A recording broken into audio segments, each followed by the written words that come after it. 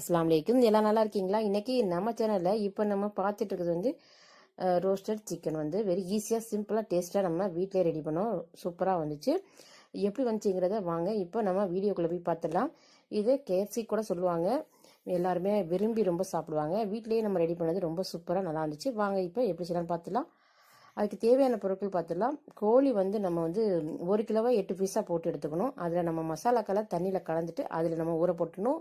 ஒரு 1 மணி நேரம் ஊற வச்சுருங்க. அதுக்கப்புறம் கார்ன்ஃப்ளவர் மாவு 1 கப் எடுத்துக்கங்க, மைதா மாவு 1 கப் எடுத்துக்கங்க. ரெண்டையும் ஒன்றா சேர்த்துட்டு மிளகுத்தூள் உப்புத்தூள் போட்டு நல்லா மாவை நல்லா பொடியை நல்லா கலந்துடணும். கலந்துட்டு எண்ணெயை சூடு காட்டிடுங்க. அந்த போட்டில் முக்கிட்டு அதுக்கப்புறம் தண்ணியில் போடணும். திரும்ப நம்ம போட்டில் போட்டு நல்லா முக்கி அந்த கோழி எல்லாத்தையும் நம்ம எடுத்து போட்டு எடுத்திங்கன்னா சூப்பரான சுவையான டேஸ்ட்டில் நமக்கு ரோஸ்டட் சிக்கன் கிடைக்கும். இதை போல் நீங்களும் ட்ரை பண்ணி பார்த்து கமெண்ட் பண்ணுங்கள். கேஎஃப்சி கூட சொல்லுவாங்க. இது ரொம்ப சூப்பராக இருக்கும், நல்லா வந்துச்சு.